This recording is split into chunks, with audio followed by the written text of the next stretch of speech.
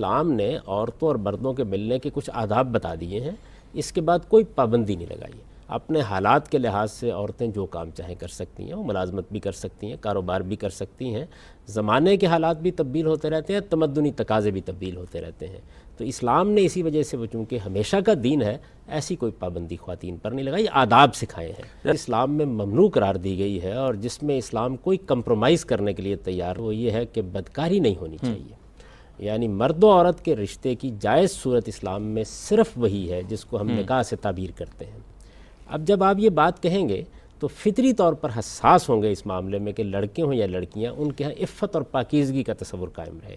اس عفت اور پاکیزگی کو ملحوظ رکھنا چاہیے، اسے ایک اعلیٰ قدر سمجھنا چاہیے، اسی پر صحیح خاندان بنتے ہیں، اس کی حقیقت کا ہر شخص کو احساس رہنا چاہیے۔ اس احساس کے ساتھ آپ جو تعلقات بھی قائم کرتے ہیں وہ قائم کریں۔ کسی کی عزت اور آبرو پر بٹا لگ جائے تو اس کے بعد ظاہر بات ہے کہ اچھا خاندان وجود میں نہیں آ سکتا۔ تو عزت کو، آبرو کو پاکیزگی کے ساتھ اپنے صحیح شعور میں قائم رکھنا چاہیے۔ یہ چیز ہے جو ملحوظ رہے۔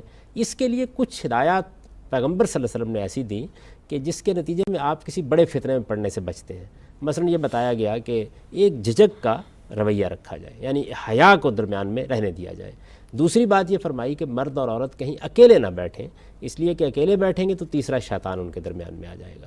تو اگر ان چیزوں کا لحاظ کر کے آپ اپنی پاکیزگی کا اہتمام کرتے رہتے ہیں، اور اصل چیز جو بتائی ہے میں نے کہ بدکاری کی طرف نہ بڑھیں، پاکیزگی رکھیں، اپنی شرم کی جگہوں کو اچھی طرح چھپا کر رکھیں، خواتین اپنے سینے کو بھی شرمگاہ سمجھیں، اور اگر انہوں نے آرائش زیبائش کی ہوئی ہے تو اس کی نمائش نہ کریں۔ یہ چیز ملحوظ رکھتے ہیں تو امید ہے کہ باقی معاملات میں کوئی آپ کے اوپر گرفت نہیں۔